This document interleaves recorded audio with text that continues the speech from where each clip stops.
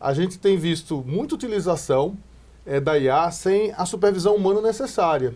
E aí acontecem aqueles casos, aqueles episódios de invenção de jurisprudência e de invenção ou distorção de textos normativos e até de fontes doutrinárias. Né? A IA simplesmente cria algo que não existe, né, num acervo, né, de conhecimento do direito.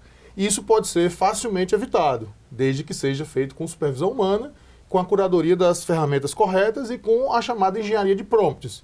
Isso que vem acontecendo de um desembargador inventar um artigo do Código Civil, como aconteceu já no Tribunal Estadual, um advogado citar 43 precedentes falsos, a gente chama de alucinações da IA.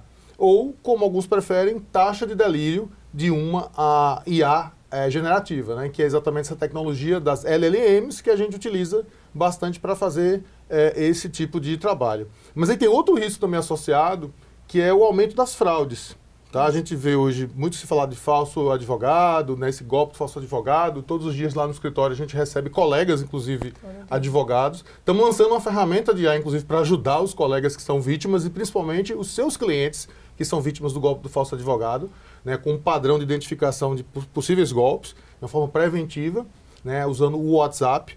E a gente também tem visto a possibilidade de se injetar prompts maliciosos para que os magistrados que utilizam sistemas de IA decidam conforme um comando externo que vai ser dado pelo advogado de forma maliciosa. Esse chamado prompt injection, ou os chamados prompts fantasmas, estão começando a surgir e são um perigo colateral.